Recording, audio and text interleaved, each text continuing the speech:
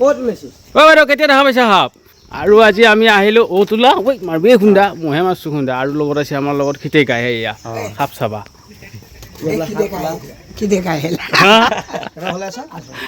সাপ ধৰিব আহিছে আজি মই অহা নাই ভাই চাবা আহিছোঁ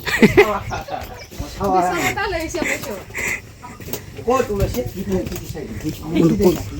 কোনটো ভাষাৰে চাওঁ মাৰবই খাই কেনেকৈ চাব লাগছে বাপা হাৰে চাওঁ চাওঁ এই যে আমাক চাবা দি কুঁহা সাপডাল আহিব বাবা এডাল সৌ খাব এতিয়া সৌ খাই নহয় হেৰি ওলাব এতিয়া ইফালে যাব লাগিব এইডাল এইডাল চাওঁ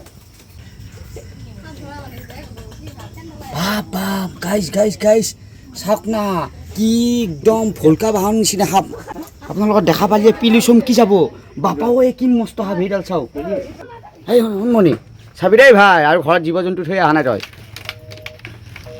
কোনফালে মুখখন আছে চাই লওঁ সাপৰ মানে মাথাটো ঘৰৰ ভিতৰত আছে অঁ নেঙুৰডাল ইফালে আছে হেই মানুহ আকৌ আছে ভিঠি উঠাত অঁ দাদা অঁ শুনছোঁ কেনেকৈ দেখা পালি খাই যি নামাৰিলা বাপা হাৰে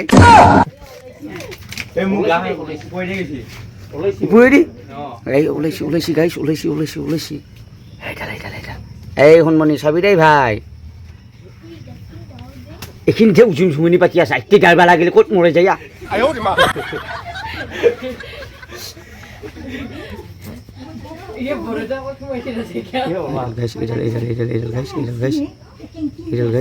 শুনমণি ধৰিলা নেকি এই ধৰিলা নেকি এই ধৰিলা ভিঠি উঠাই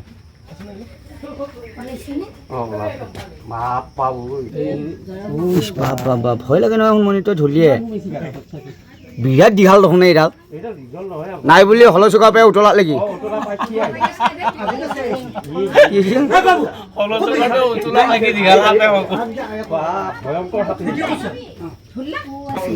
লৈ আহ সাপডাল লৈ আহ বাহিৰত লাগি দীঘল মানে এটা ভাগ চবে খাব লাগিব আধা আধা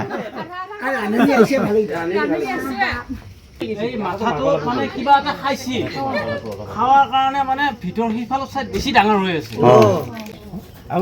চাওক কোনে ক'লে এয়া সাপডাল গাঁতৰ ভিতৰত সোমাই যায় ই এটা বেং ভক্ষণ কৰিছে আৰু ইয়াৰ গাটো বহুত ডাঙৰ হৈ আছে সেইকাৰণে ইয়াক ওলাবলৈ পৰা নাই লাহে লাহে ইয়াক ওলাবৰ কাৰণে চেষ্টা কৰি আছোঁ এইডাল গাইছ চাওক টানি নালাগিয়া চাবি মই ভাল চাবি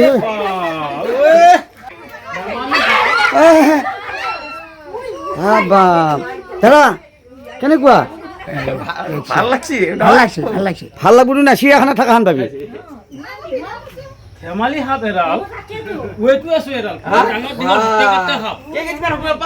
মোটামুটি 1.5 কেজিমান ওজনে হ'ব 1 কেজি বেছি 3 কেজিমান হ'ব এটা হুলাবেৰিয়া এডাল সাপৰ নাম হুলাবেৰিয়া সাপ হুলাবেৰিয়া সাপ ই আমাৰ খেতিয়কৰ বন্ধু দেই খুৰা ই আমাৰ খেতিয়কৰ বন্ধু আৰু আপোনালোকে যে সাপডাল মাৰা নাই তাৰ বাবে বহুত বহুত ধন্যবাদ এনে গৃহস্থ মানুহ একবাৰ লাই চাবা দি মাথাটো ধৰছো নাই দাদা লাই লাই চাবা আৰু কেইটামান নাপায় দেখা একবাৰ লাই চাবা লাই চাও একো নহয় লাৰি চালি শিৱ বাবা হ'ব পাৰিবি শিৱ নিচিনা লাগব দেখা এইটো সাপ নিফালে বঢ়িয়াকৈ জংঘলত এৰি দিম কাৰণ এইবিলাক বস্তু হৈছে প্ৰকৃতিৰ বস্তু নহয় ই বেং নিগনি এন্দুৰ ডালফলীয়া পঁইতাচোৰা এইবিলাক বিভিন্ন ধৰণৰ খাদ্য খাই সেইবিলাক আৰু বেঙো খাই আছিল চুক বেগুলিটো পাওঁ চুক বেগুলিটো খাই ই বহুত ভাল পায় গতিকে ই চুক বেগুলি খাই আছিল গাঁতৰ ভিতৰত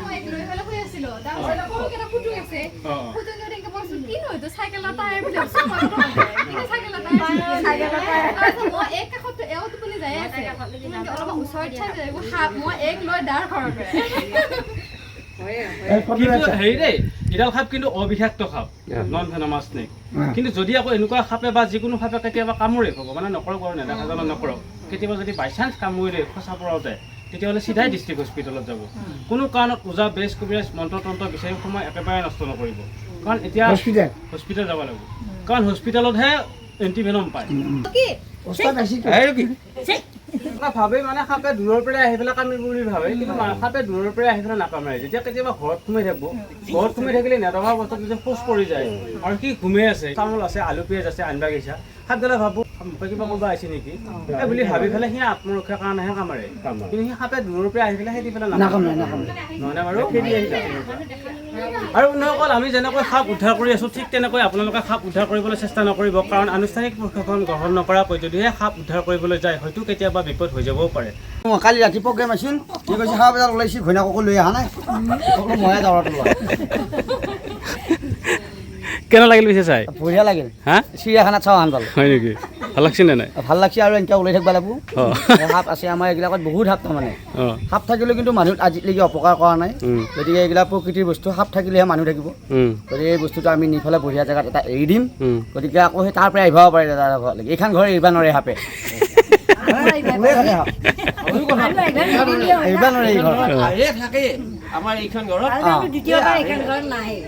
হুলীয়াবিৰিয়া নহয়, হুলীয়াবিৰিয়া বুলি নহয়, ইয়াতে ধৰা হ'লেও ওলাব তাৰমানে।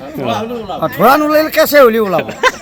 আৰু বন্ধুসকল, আমি এয়া ধুনীয়াকৈ সাপডাল উদ্ধাৰ কৰি ল'লোঁ, হুলীয়াবিৰিয়া সাপ, ইণ্ডিয়ান ৰেড স্নেক। আৰু মই য'ত সাপডাল উদ্ধাৰ কৰিলোঁ তেওঁলোকৰ ঘৰৰ মানুহ আপোনালোকক চিনাকি কৰি দিম। খুৰা নমস্কাৰ। হয়, আপোনাৰ নাম আৰু ঠিকনাটো এবাৰ ৰাইজক কৈ দিয়কচোন।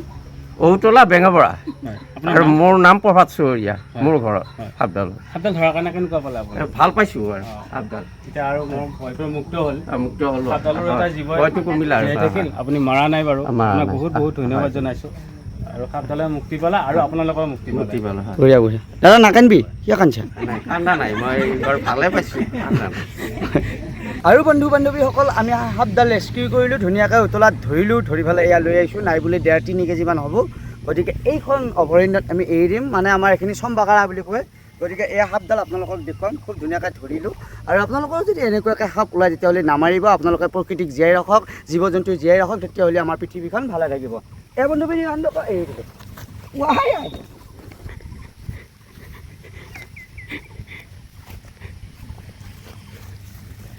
ডকচা কি হ'ব? ভয় লাগিছে নহয়?